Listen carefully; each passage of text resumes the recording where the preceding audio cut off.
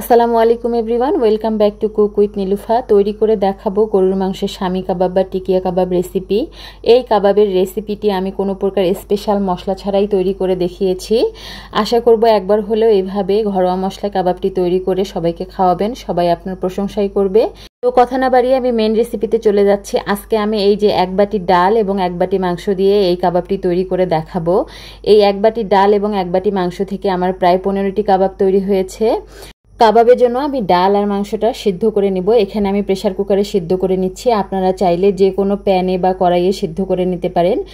অল্প সময়ে সিদ্ধ করে নেয়ার জন্য এখানে আমি প্রেসার কুকার ইউজ করেছি। আপনারা চাইলে এখানে যে কোনো হাঁড়ি, কড়াই বা প্যান ইউজ করতে পারেন।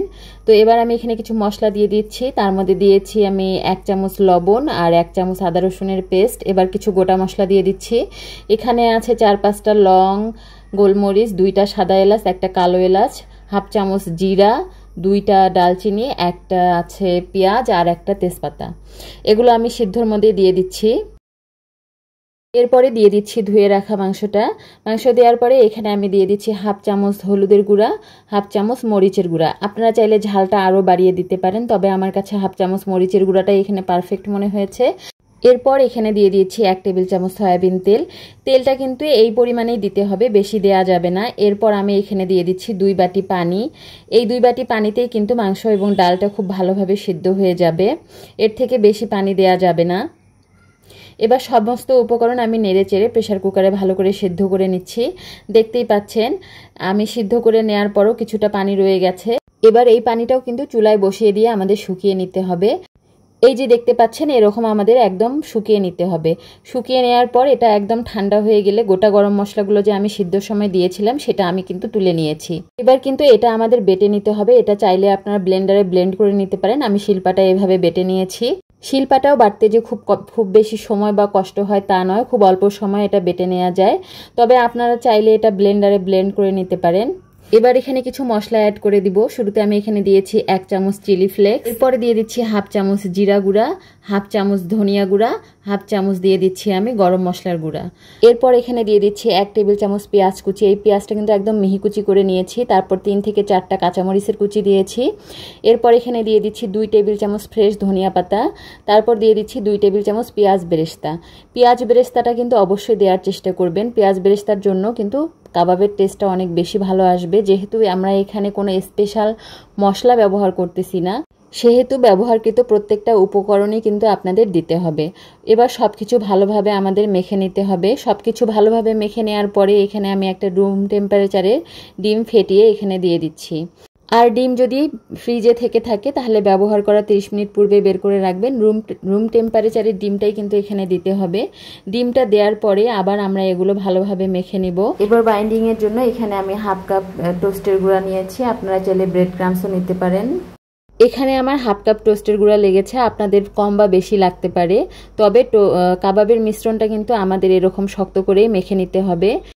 সবশেষে এখানে আমি 1 ফালি লেবু চেপে দিয়েছি। লেবুটা দেওয়ার কারণে কাবাবের ফ্লেভারটা অনেক বেশি ভালো আসবে। এবার হাতে তেল মেখে নিয়ে আমি কাবাবগুলো তৈরি করে নিব। কাবাবগুলো আমি রাউন্ড শেপে তৈরি করে নিব। ঠিক এরকম করে কিছু কাবাবের অংশ নিয়ে হাতের মধ্যে দলা পেকে নিয়ে আমি ঘুরিয়ে ঘুরিয়ে কাবাবটা তৈরি করব। তবে চেষ্টা করবেন কাবাবের গায়ে যেন কোনো প্রকার ফাটল না থাকে। কাবাবটা স্মুথ তৈরি হলে ভাজার সময় ভেঙে যাওয়া বা ফেটে যাওয়ার কোনো চান্স থাকবে না। এরকম ঘুরিয়ে ঘুরিয়ে নিয়ে একটু ট্যাপ করে দিলে আমাদের কাবাবটি তৈরি হয়ে যাবে। দেখতে পাচ্ছেন কাবাবটি একদম স্মুথ তৈরি হয়েছে, যার কারণে ভাজার সময় কিন্তু এই কাবাবগুলো ফেটে যাবে না বা খুলে যাবে না। আপনারাও ঠিক একইভাবে কাবাবগুলো তৈরি করে নেওয়ার চেষ্টা করবেন। আমি সবগুলো কাবাব এরকমই গোল গোল করে তৈরি করে নিয়েছি। এই পর্যায়ে কিন্তু আপনারা কাবাবগুলো সংরক্ষণ করে রাখতে পারবেন। একটা এয়ারটাইট কন্টেনারে কাবাবগুলো রেখে ডিপ ফ্রিজে আপনারা দীর্ঘদিন সংরক্ষণ করে খেতে পারবেন। তো আজকের কাবাবগুলো আমি সংরক্ষণ করব না, ডিরেক্ট আমি ভেজে নিচ্ছি। তো একটা প্যানে আমি তেল গরম করে নিয়েছি। তেলটা দেখতে পাচ্ছেন আমি মিডিয়াম গরম করে নিয়েছি, বেশি গরম করা যাবে না, তাহলে দেওয়ার সাথে সাথেই কিন্তু কাবাবগুলো পুড়ে যাবে। আর কাবাবের মধ্যে কিন্তু সবকিছু আমাদের অলরেডি কুক করা আছে। তো এগুলো সুন্দর একটা কালার চলে আসলে আমরা নামিয়ে নিব। যখন এক সাইডে এরকম কালার চলে এসেছে তখন আমি আর একটা সাইড উল্টে দিয়েছি। এরকম উল্টে পাল্টে আমাদের সুন্দর একটা কালার আসা পর্যন্ত অপেক্ষা করে এগুলো ভেজে তুলে নিতে হবে। এক পাশে যখন কালার এসেছে তখন আমি উল্টে দিয়েছি, দিয়ে যখন প্যানের মধ্যে আরও কিছুটা জায়গা তৈরি হয়েছে তখন আমি আরও কিছু কাবাব এখানে ছেড়ে দিচ্ছি। সেক্ষেত্রে দেখা যাবে একসঙ্গে আমাদের অনেকগুলো কাবাব ভাজা হয়ে গিয়েছে। তো কাবাবের এই সাইডেও সুন্দর কালার চলে এসেছে। আমি কাবাবগুলো এবার নামিয়ে নিব যেগুলোর কালার চলে এসেছে। ঠিক এরকমই দুই সাইডে যখন কালার চলে আসবে তখন আমরা কাবাবগুলো নামিয়ে নিব। তারপরের ব্যাচগুলো আমি একইভাবে ভেজে নিয়েছি। আশা করছি আজকের রেসিপিও আমি আপনাদের সামনে খুব সহজভাবে উপস্থাপন করতে পেরেছি। রেসিপি যদি ভালো লেগে থাকে তাহলে লাইক কমেন্ট শেয়ার করে দিবেন। আর আমার চ্যানেলে যদি নতুন হয়ে থাকেন তো চ্যানেলটি দয়া করে সাবস্ক্রাইব করে দিবেন। সবগুলো কাবাবই আমি একই রকম করে ভেজে নিয়েছি। কাবাবগুলো দেখতে মাশাআল্লাহ যেরকম সুন্দর হয়েছে খেতেও অনেক টেস্টি হয়েছিল।